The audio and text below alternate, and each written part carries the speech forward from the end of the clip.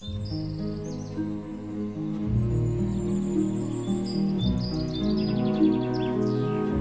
1823 à 1832, 3600 bagnards aidés par des ouvriers libres creusèrent à la main la tranchée de Glomel, longue de 3 km 200, large de 100 mètres et profonde de 23 mètres. Selon les périodes, 150 à 600 condamnés, déserteurs de la guerre d'Espagne sous la Restauration, vont transiter par ce chantier gigantesque. L'objectif de la tranchée de Glomel était de relier les versants de l'Aulne vers Brest et du Blavet vers Nantes.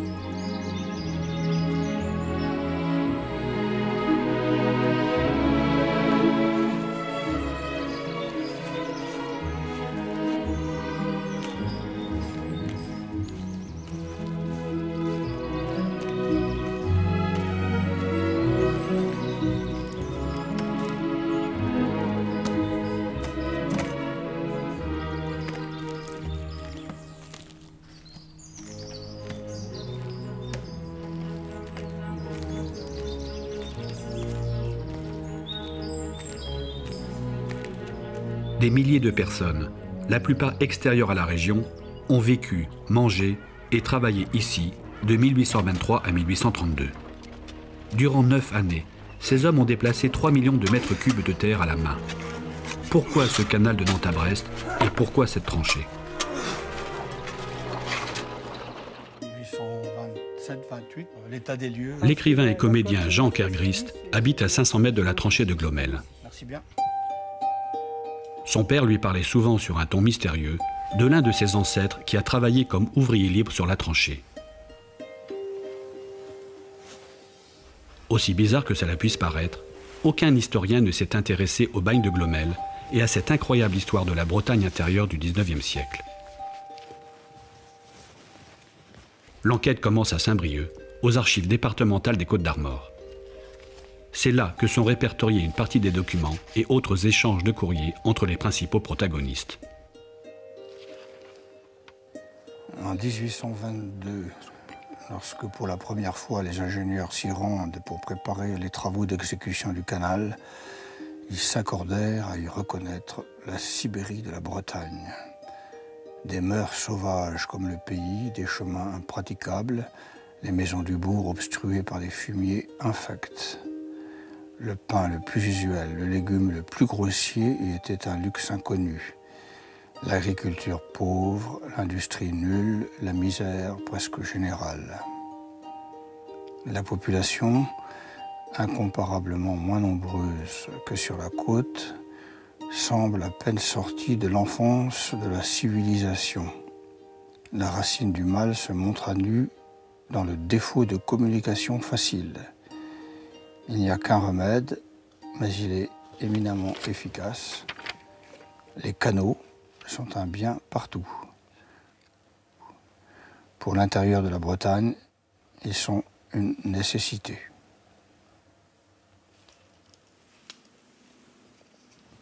Ce projet de navigation intérieure en Bretagne date depuis 1627. Et en 1690, quand on lit les documents, on voit que Vauban vient d'être nommé gouverneur de Brest et on lui confie cette mission-là.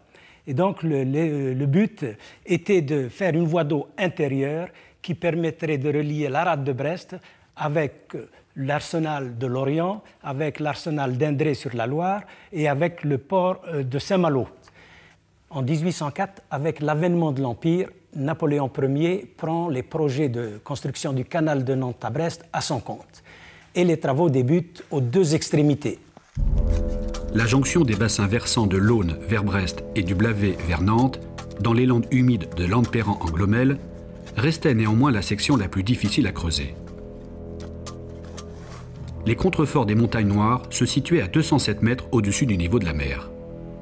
Après mesure des débits, décision a été prise de descendre le niveau du canal de 23 mètres en creusant une tranchée sur 3 km 200 de manière à atteindre la côte 184.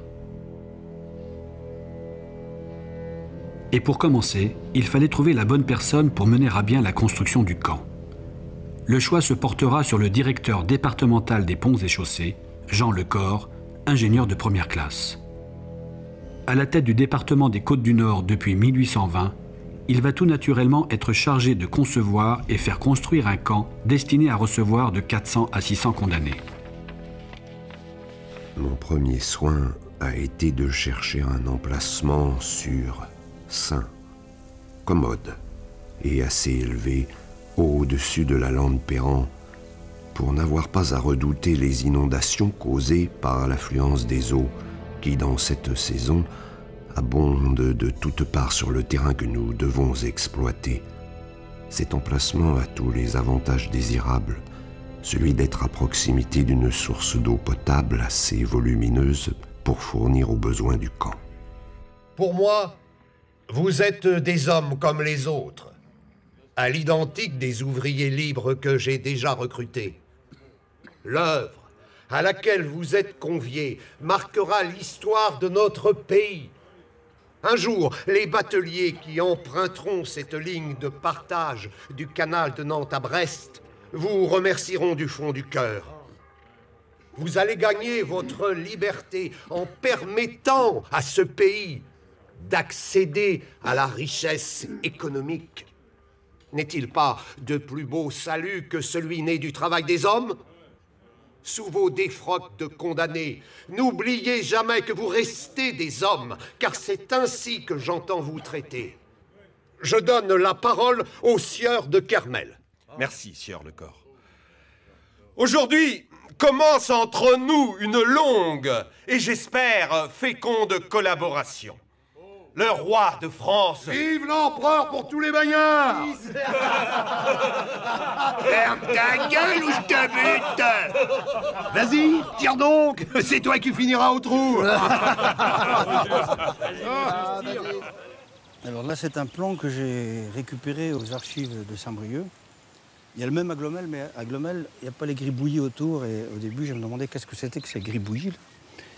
Et c'est un plan qui date de 1827, hein, c'est ce qu'on appelle le cadastre napoléonien. Ce qui est intéressant, là, à peu près la disposition, là, on voit bien le camp avec des rigoles tout autour. Les cuisines elles devaient être quelque part à peu près vers le milieu de ton champ, là, au centre de la butte. Là. Pourquoi tu t'intéresses à ça? Bon, moi, je m'intéresse à ça, c'est parce que ça me passionne et je pense aussi parce que c'est une histoire d'enfance entre moi et mon père qui avait toujours beaucoup de mystères quand il parlait du camp de Glomel et des bagnards. Et aussi parce que j'avais un ancêtre côté paternel qui travaillait au camp, ou sur la tranchée. Je pense pas que ce soit un bagnard, mais bon, je suis en train de chercher là. C'est un certain Marc Joanneau.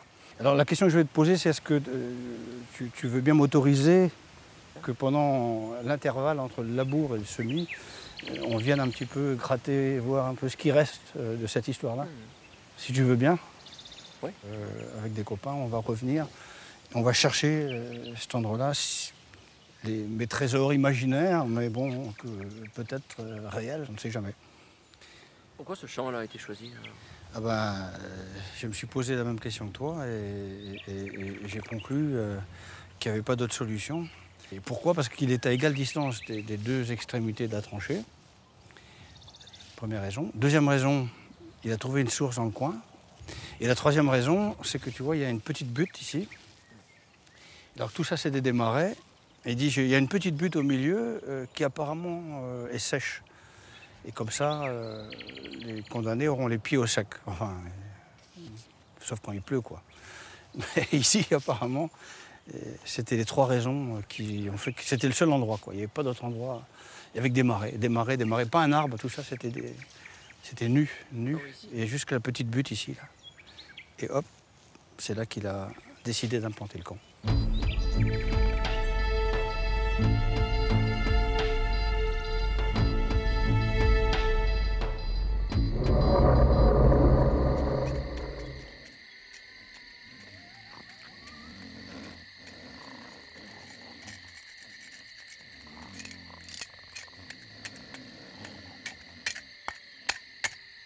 J'ai le choix entre le cœur et la tête.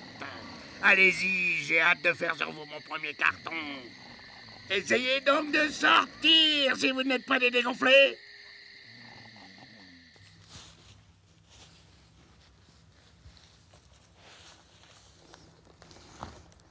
Le début du camp, ça commence très très très fort. Il y a 32 condamnés qui arrivent de Belle-Île.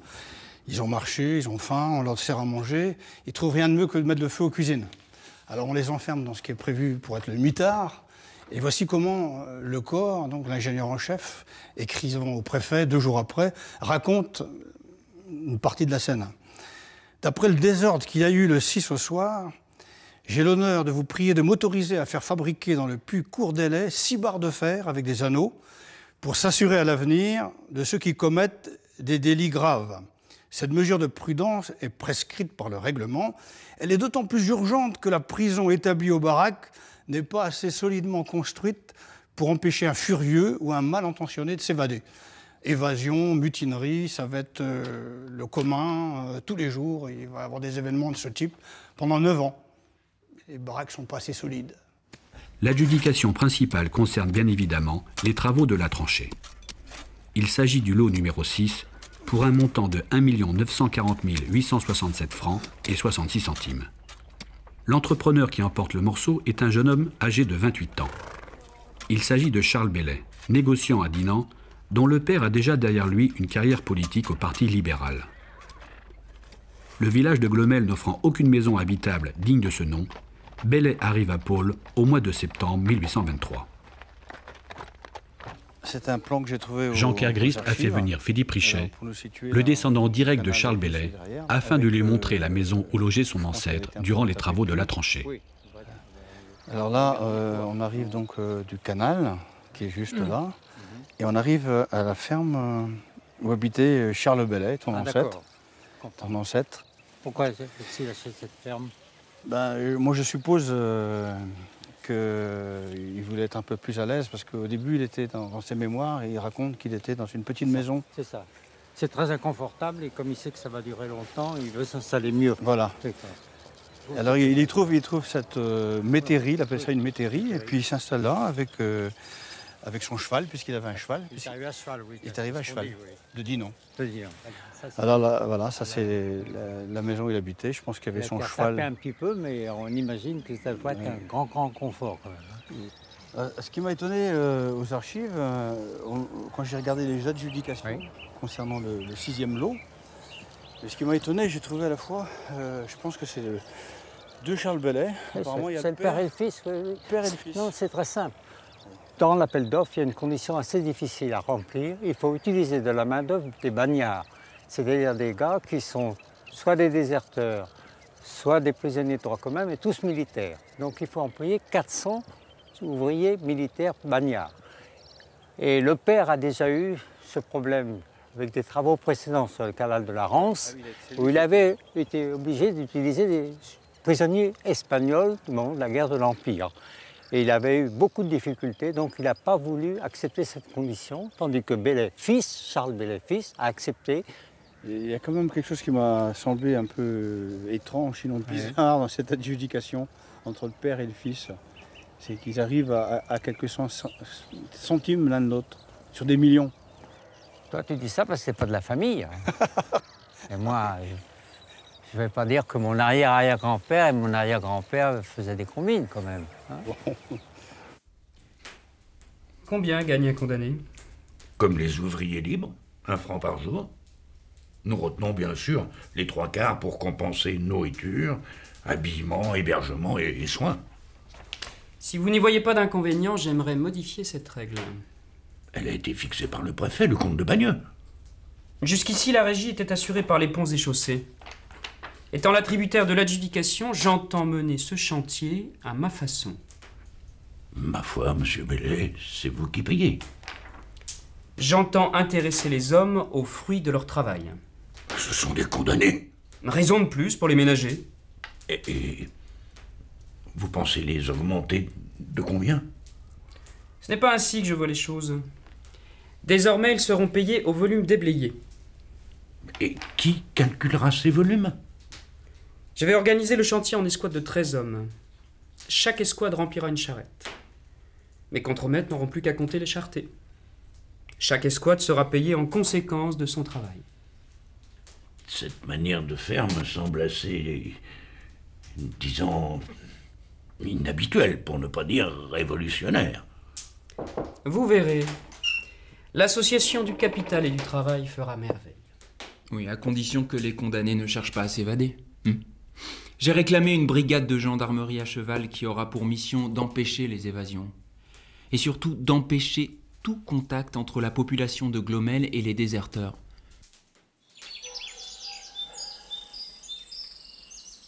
« 186 ans plus tard, les descendants directs de Charles Bellet et du maire de Glomel, le comte de Cézy, se retrouvent pour la première fois.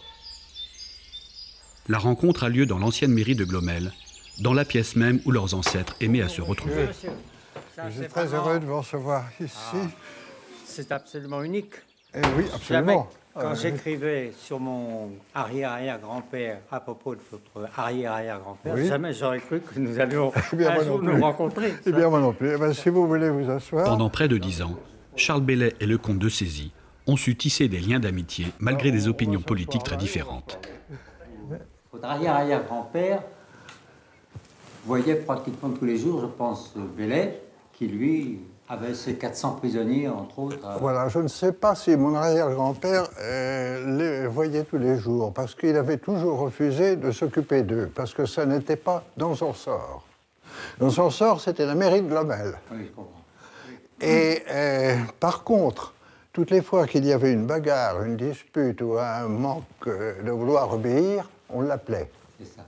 Alors, il arrivait avec son 1m90, et il avait beaucoup d'autorité sur les bagnards parce qu'il était commandant dans l'armée. Parce que la vie était quand même très très dure. Oui. Les conditions de travail ont été modifiées par Bellet au fur et à mesure. Au fur et à mesure, oui. Leur salaire, par exemple, a augmenté. Oui, il était augmenté. Et puis il a organisé autour du camp des moyens des petites boulangeries, des choses comme ça, où ils pouvaient acheter. Autrement, l'administration avant, à la fin, quand ils sortaient, ben, ils avaient dépensé tout ce qu'ils avaient Ah oui, gagné. ben oui.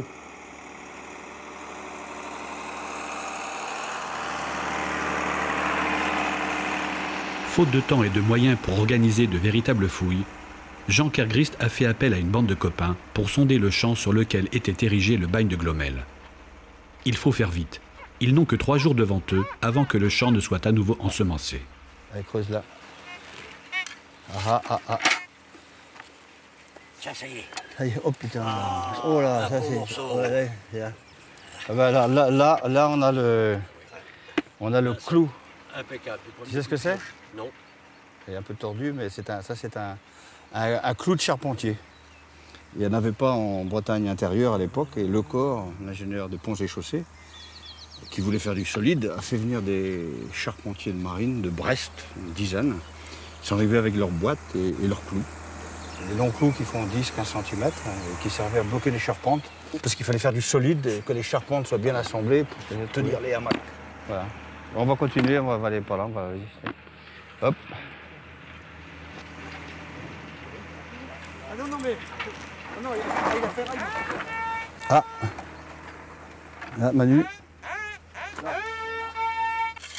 Plus loin un peu. Pas trop fond, pas trop fond. Tiens. Ça. On va être riche, première pièce. C'est une monnaie? C'est une monnaie, ouais. Regarde. C'est pas étonnant qu'on en trouve ici, parce que c'est là que dans cet endroit du camp que les bagnards cantinaient. Ils avaient droit à un petit pécule et 1 franc par jour, avec lequel ils pouvaient acheter de la nourriture et des boissons. Et là, une pièce, la première, la richesse à Glomel, ça y est. Super. À l'époque, Glomel était plus riche que Rostordin parce qu'il y avait beaucoup plus de monde.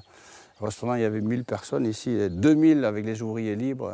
Et le corps avait demandé au préfet, sous le conseil du maire de Cézy, de construire des cahutes, des petites chaumières comme les bûcherons, pour loger les 2000 ouvriers qui sont arrivés sur Glomel. Alors qu'à Rostordin, c'était une petite ville, il n'y en avait que 1000. Et ici, voilà, c'est le début de l'embellie économique. Alors je remets, devant 2 témoins, solennellement, la pièce à l'adjoint à la culture de Glomel. On peut voir sur le document de l'octroi de Rostordin la preuve d'une économie en pleine expansion, et ce, grâce au canal de Nantes à Brest. En témoignent les chiffres de l'octroi Par exemple, les bœufs qui sont passés de 50 à 147 têtes, les veaux de 0 à 824 têtes. Idem pour le cidre, les barriques vendus à l'E3 de Rostronin sont passés de 172 000 litres à 327 117 litres. On peut établir un parallèle entre l'évolution économique et l'évolution démographique. Ainsi, à Rostronin, en 1818, il y avait 899 habitants. Une génération après, une trentaine d'années après, ils étaient 1315. La mortalité fait également un grand bond à Glomel. 1 an après le début des travaux, les autorités s'interrogent sur ce mal étrange qui frappe de malédiction ce bagne. Épidémie, maladie contagieuse, à défaut de lui trouver une cause identifiée, ils l'ont baptisé du nom de l'un de ses symptômes, la fièvre intermittente. Une fièvre intermittente et épidémique vient de se déclarer à l'atelier des condamnés de Glomel. La maladie, qui donne aucune crainte pour la suite, conduit journellement depuis quelques jours un nombre de 8 ou 10 condamnés à l'ambulance du camp. Antoine Doron, Haute-Loire, 24 ans. Décédé à l'hospice de cette ville par suite de fièvre. Pierre Chamer, Prussien, né en Prusse, 40 ans. Décédé à l'hospice de cette ville de fièvre.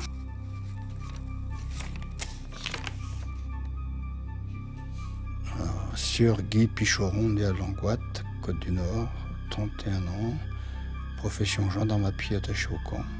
Suite de fièvre. Gratien Bastier, né à Rennes, Ille-et-Vilaine, 33 ans. Gendarme à pied attaché au camp de Glomel. Suite de fièvre. Julien Chauvin, Ille-et-Vilaine, Saint-Tual, 30 ans. Gendarme à pied attaché au camp de Glomel. Suite de fièvre. Comment se fait-il que des gendarmes meurent tout autant que les condamnés? Une réponse est avancée par le préfet dans une lettre datée de septembre 1827. Le médecin procède à l'autopsie des cadavres des condamnés et des gendarmes, et il assure que ces fièvres ne sont que la suite d'une grande inflammation des entrailles et du cerveau, occasionnée chez tous les malades par des chaleurs et la sécheresse prolongée. Mon escouade vient d'attaquer la jonction entre la première section et la deuxième, à l'est de la coupure. À cet endroit de la ligne de partage, la partie la plus humide, la lande se métamorphose en marais. En cette saison, cela devient un vrai calvaire. Au premier coup de pelle, on s'enfonce jusqu'aux cuisses. La terre noire s'accroche à nos habits et nous engloutit. Les tombereaux des charretiers ne peuvent approcher cette zone tourbeuse.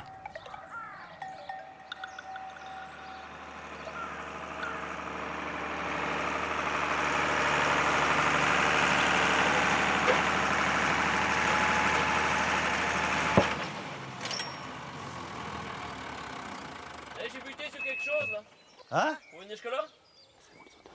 T'as cogné? Ouais. Là, il y a un problème. Voilà. Là, c'est ici, là. C'est là. Là,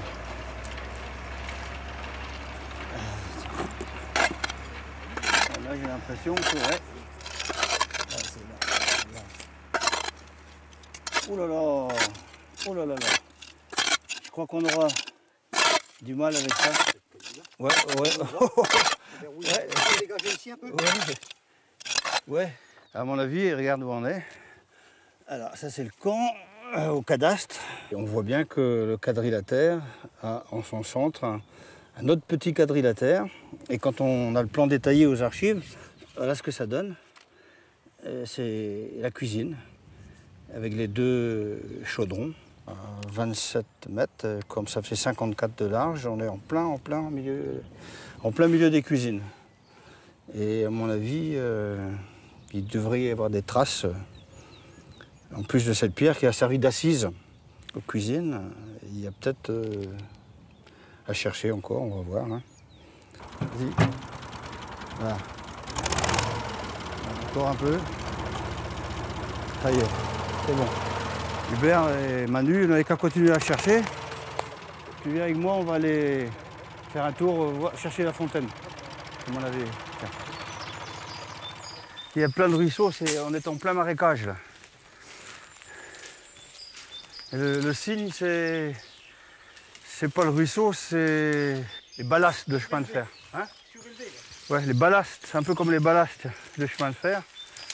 Parce qu'il fallait faire passer des charrettes qu'elles s'enfoncent dans le marais. Figure pas sur les cartes, non? Il n'y a rien sur les cartes. Ce que j'ai trouvé, c'est une lettre de Lecor qui dit, ça y est, j'ai trouvé le terrain idéal pour faire le camp, une butte et avec une source à 100 mètres qui semble suffisante pour alimenter tous les condamnés.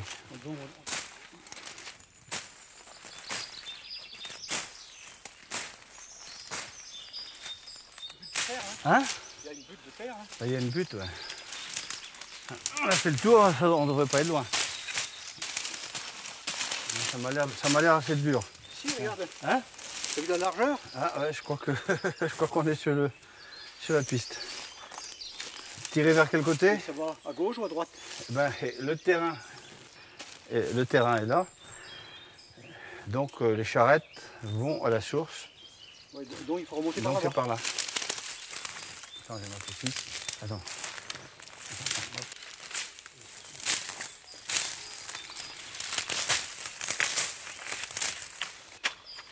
Regarde les pierres, on voit bien, on devine les pierres. Et voilà, ici, c'est possible. Ce qui est étonnant, c'est qu'aucun glomélois n'ait gardé le souvenir de cette source.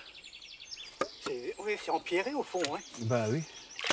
Et au fond, tout autour, et j'imagine même qu'ils avaient dû couvrir pour empêcher les feuilles de tomber dans la source. Dire que cette source a alimenté au moins 700 personnes tous les jours pendant près de 10 ans. Et j'imagine que la butte qu'on voit en face là, elle n'est pas là pour rien. Les charrettes, c'était humide, n'approchaient pas trop près, elles tournaient là-bas avec le cheval. Le crainte de planter la charrette. Il fait la chaîne avec des seaux. Il y avait un ici. Ouais, et qui passait le seau au deuxième. Et qui passait au troisième qui était sur la charrette. Et on fait ça 2 fois par jour, 450 litres à chaque fois dans la barrique. Et voilà.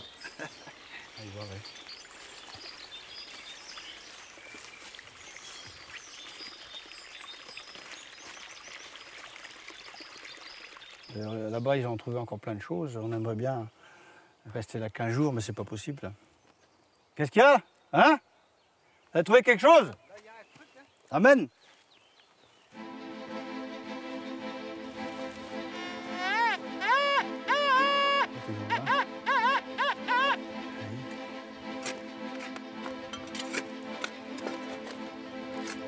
Hop là! Hop là! Aïe aïe. Ah bah dis donc. C'est un boulet. Alors là c'est un coup de poil étonnant parce que les boulets, il n'y en a pas eu beaucoup. Ils arrivaient ici, on leur enlevait le boulet parce qu'ils étaient élargis, comme on dit. Les condamnés au boulet étaient élargis, donc ils travaillaient sans boulet. Et il n'y en a pas beaucoup à Glomel. Peut-être que certains qui arrivaient de Belle-Île avaient gardé leur boulet en arrivant. Et là, le forgeron, la première chose qu'il faisait, il coupait la chaîne. C'est pas du tout comme les bagnards de Brest qui avaient le boulet. Ici, il n'y avait pas de boulet. Il est un peu oxydé. Pas d'inscription.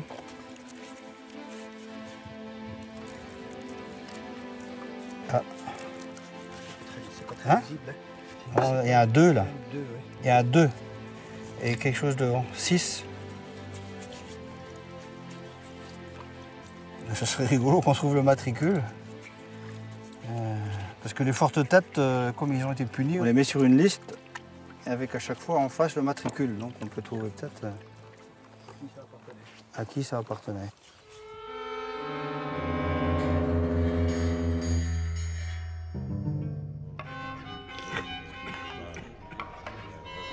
Si ça continue, on va tous crever. Faut se tirer d'ici. Le camp est trop bien gardé.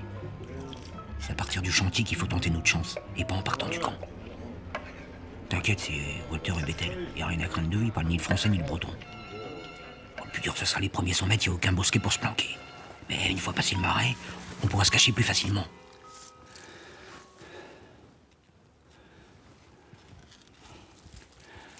Alors, Là, on est sur les remblais, c'est-à-dire la terre qui a été enlevée de la tranchée.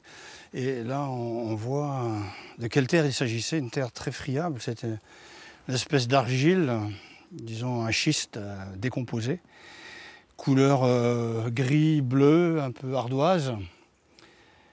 Et le problème de cette terre, et là c'était vraiment un hasard, c'est que la tenue des condamnés était de couleur identique. Alors ils ont vite repéré le système, hein. Ce n'était pas une couleur qui avait été déterminée pour Glomel, c'était tous les bagnes militaires avaient des tenues de cette couleur-là, hein, le haut, le bas et le bonnet. Et les condamnés ont vite repéré l'aubaine. La technique d'évasion consistait à faire des trous, soit dans les remblais comme ici, soit plus bas dans la tranchée elle-même, de se planquer, de faire le mort et attendre que toute l'équipe soit retournée au camp où se faisait l'appel, et ce qui leur laissait à peu près 1 heure de temps pour favoriser la cavale. Donc cette couleur de terre a joué un très grand rôle dans les évasions. Toutes les évasions se sont passées sur le chantier. Au camp, aucune. C'était trop bien gardé, il y avait 54 gendarmes en permanence. Par contre, ici, il y avait un gendarme tous les 100 mètres, il y avait de quoi se carapater vite fait, au moins se cacher en attendant la nuit. Voilà. Et pour ne rien arranger, les ouvriers libres préfèrent quitter le chantier pour se faire embaucher dans les fermes où ils sont payés 20 centimes de plus pour un travail moins rude. Je crains que le manque de main-d'œuvre nous mette en difficulté pour tenir les délais. Et si on demandait au préfet de prendre un arrêté anti-mendicité? Alors, dans ce document, qui est un rapport de la Commission des canaux de 1829, on évoque la situation de la mendicité en Centre-Bretagne. Le texte dit « Nulle autre province n'est affligée au même degré de ce redoutable fléau qu'est la mendicité. Pour le département des Côtes du Nord, en 1812, on compte plus de 100 000 mendiants. En 1817, on en recense plus de 130 000. Cependant, en 1829, soit 7 ans après le début de la construction du canal, mention est faite que des centaines de familles ont bénéficié de l'économie engendrée par le chantier.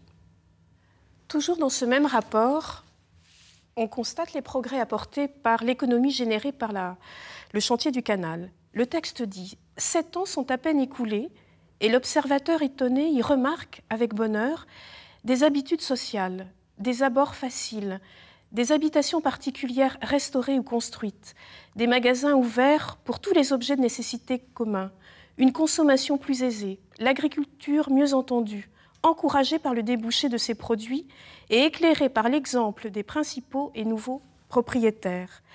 L'industrie dirigée vers les besoins de la circonstance, partout l'aspect d'une aisance progressive. »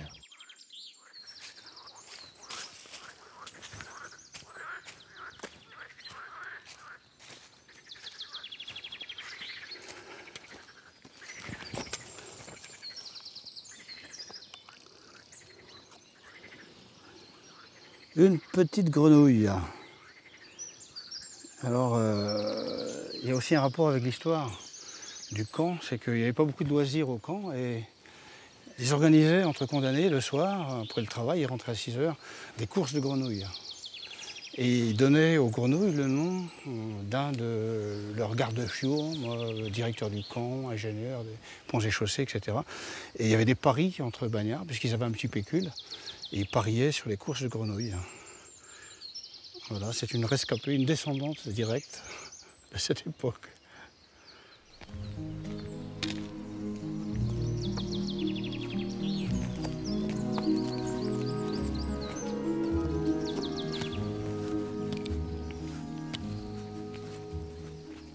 Alors ici, on est à un endroit assez particulier. C'est le seul endroit du canal de Nantes à Brest où le chemin de halage n'est pas au niveau du canal. Il y a vous voyez, une grosse bosse là, et qui est due à un éboulis récent. On voit la terre là-bas là-haut. Cet éboulis récent n'est pas le premier, il y en a eu des dizaines avant lui. On était sur des marais, des sources.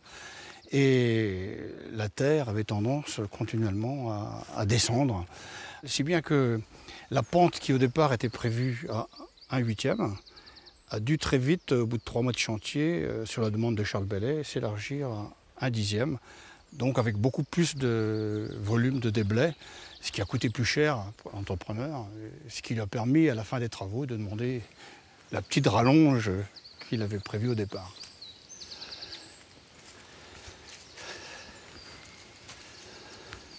Ici, on est à l'endroit le plus profond de la tranchée, 23 mètres, avec 100 mètres d'ouverture, sur 3 km 200, la grande tranchée des Glomelles. Il en a fallu des coups de pelle et des coups de pioche pour enlever tout ce volume, qui après a été déversé sur chacun des côtés du trou dégagé donc, par les fameux condamnés du camp de Glomelles.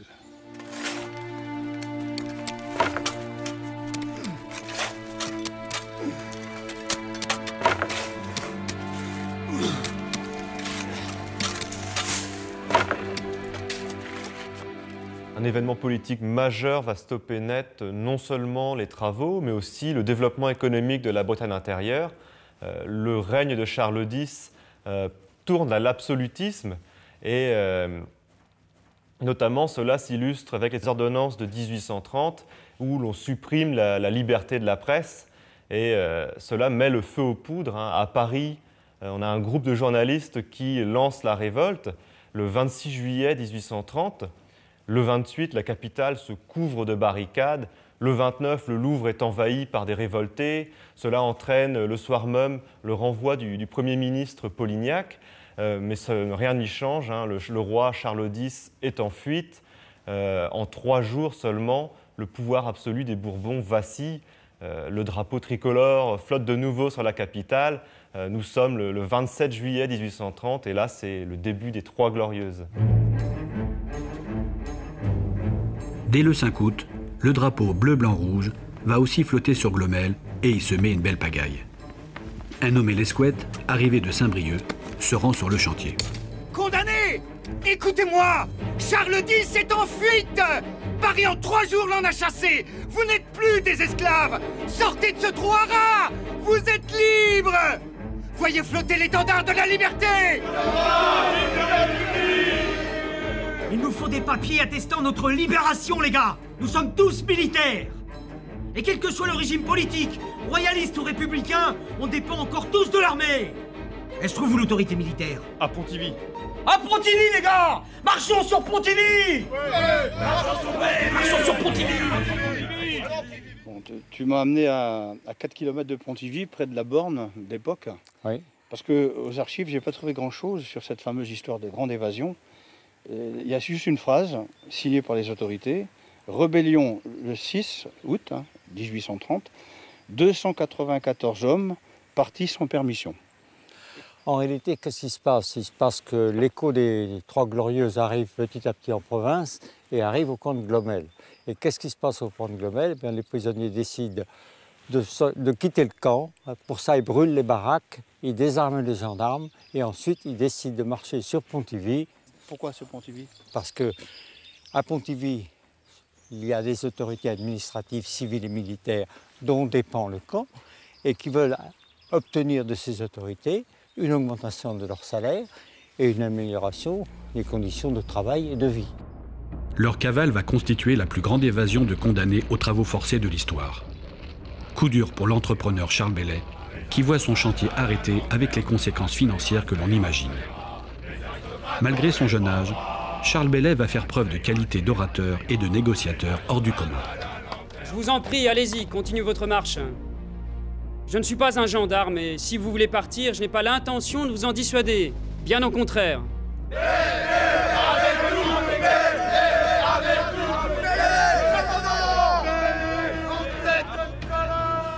Et le voilà élu chef de la rébellion. C'est lui le meneur. L'entrepreneur devient le meneur. Il se met à la tête et les voilà qui partent doucement, le plus doucement possible, vers Pontivy.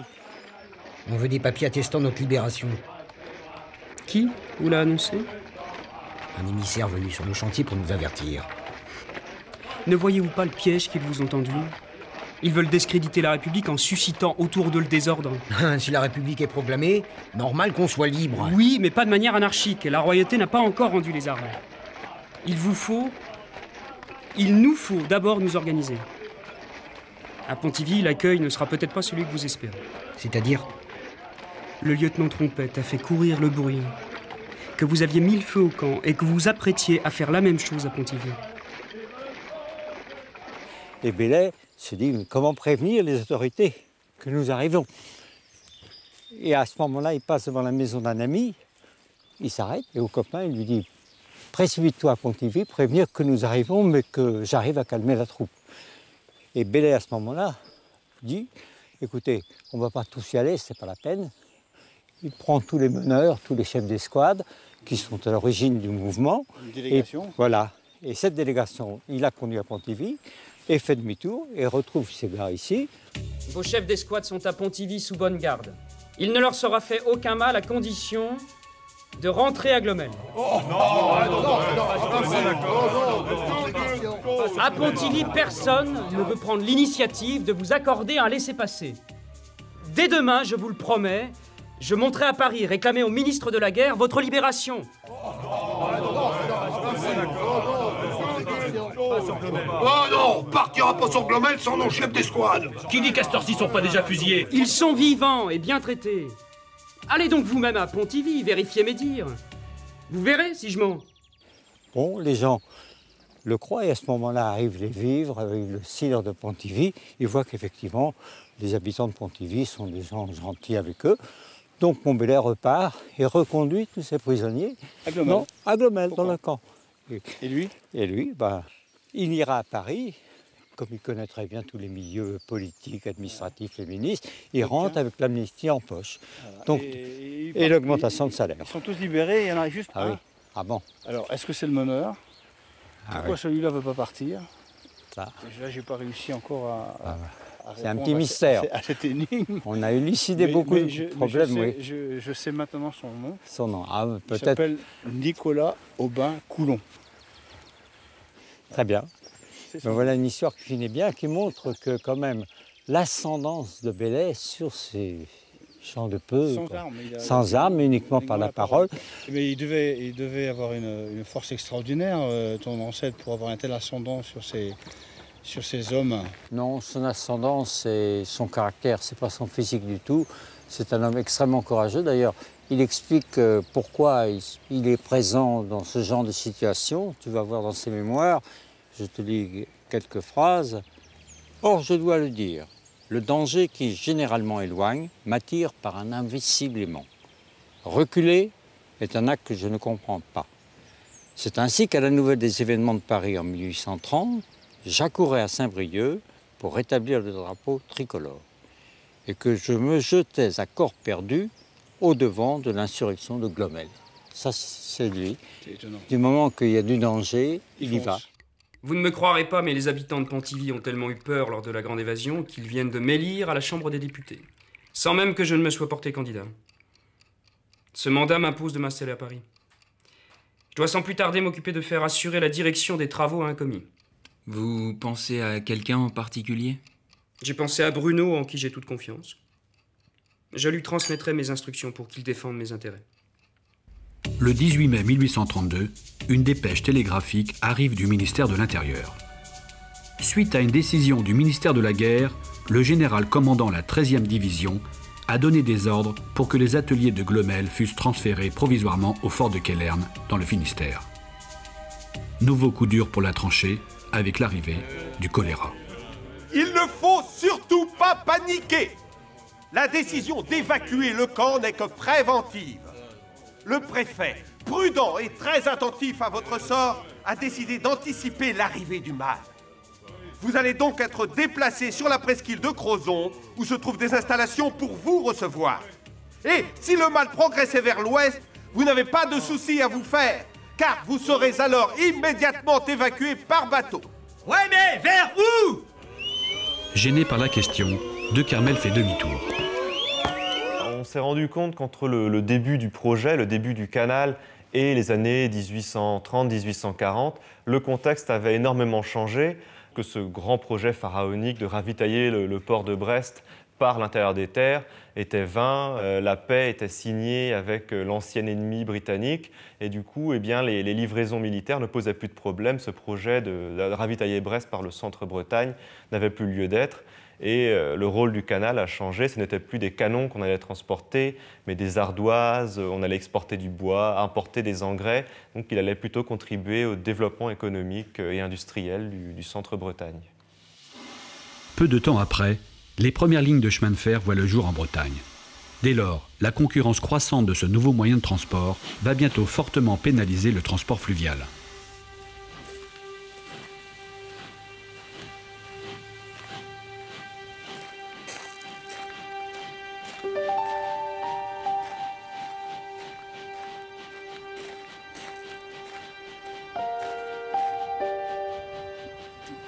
Voilà la tombe de Jean-Hubert Boucher, le fournisseur en vivres du camp de Glomel, et qui s'est enrichi donc avec le bagne.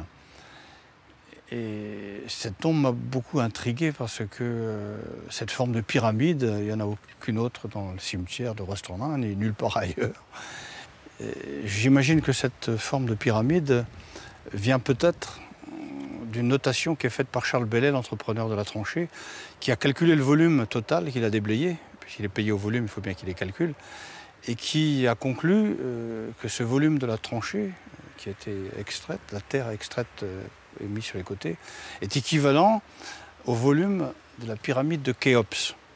Et je pense que c'est cette image-là que cette tombe a voulu reprendre, et qui est restée dans l'imaginaire collectif de la région de Rostorin, c'est la pyramide de Khéops. L'amnésie va succéder à l'oubli. Le camp sera rasé. Après le brouhaha des voies et des pelles, le vent a pris possession de la tranchée. L'alerte du choléra passée, il faudra encore 10 ans pour que des ouvriers libres finissent de creuser la célèbre coupure de la ligne de partage. Qu'est devenu Nicolas Coulon? Il était, pour finir, le seul condamné à avoir vécu au camp du début à la fin. Tous les autres bagnards avaient été libérés après l'épisode des Trois Glorieuses, suite au décret du ministre de la Guerre accordant la grâce générale en date du 11 août 1830. Est-ce que l'obsession de s'évader ne tourmentait plus Nicolas Coulon? Une fiancée avait-elle été lassée de l'attendre? Toujours est-il qu'il fit la cuisine aux quelques gendarmes qui gardaient le camp en attendant l'arrivée d'autres bagnards à partir d'octobre 1830. Ce n'est qu'en janvier 1831 que le bagne de Glomel retrouvera un effectif suffisant pour reprendre les travaux de la tranchée. Coulon, Nicolas Aubin, matricule numéro 1. On est en janvier 1831. Et en feuilletant toute la liste des punis, on retrouve ce Coulon, Nicolas Aubin, toujours, en juillet-août 1827, avec un autre matricule, 1117. Apparemment, c'est le même, puisqu'il a les deux mêmes prénoms, double en plus, Nicolas Aubin.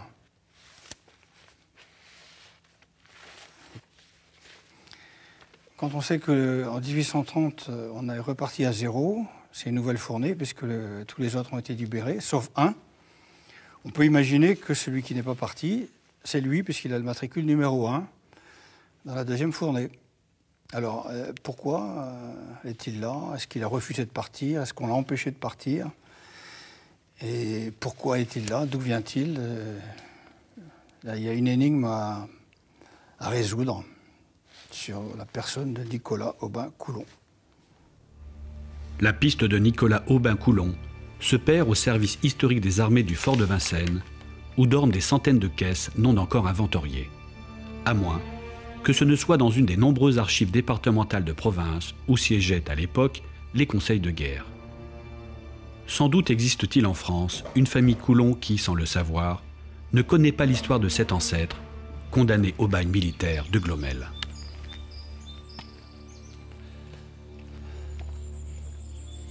Reste à répondre à la question pourquoi nombre de gendarmes, de détenus et autres membres de l'administration ont-ils échappé à la mort? La réponse est surprenante. Le docteur Guello, diplômé de la Compagnie des Indes, avait demandé d'adjoindre à l'eau de vie, accordée à titre thérapeutique, une dose de quinine, comme cela se faisait sur les vaisseaux de la Royale en cas d'épidémie. Les gendarmes qui avaient refusé cette adjonction, préférant le poivre à la quinine, en avançant que le poivre constituait un ingrédient plus viril, ont été plus exposés que les autres.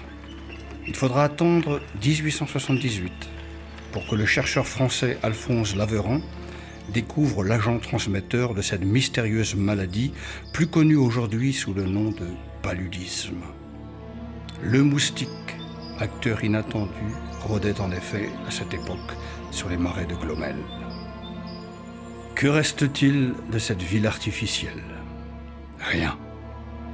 Et pourtant, c'est elle qui aura apporté une réelle embellie économique à la Bretagne intérieure du XIXe siècle. Aujourd'hui, les pelles des canoës-kayaks font écho aux pelles des forçats. Sur les visages, la sueur est devenue symbole de plaisir.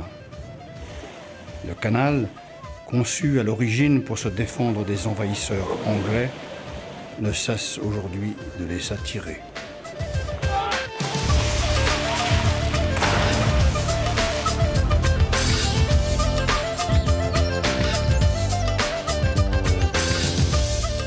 Une ère nouvelle a commencé à l'intérieur de la Bretagne. Le germe du bien se développe d'une manière sensible le long du canal. Le travail a obtenu son prix et une population inerte semble se réveiller d'un long engourdissement. L'action combinée du travail et des capitaux semble tout animer. Tous les hommes et les choses semblent respirer une nouvelle vie.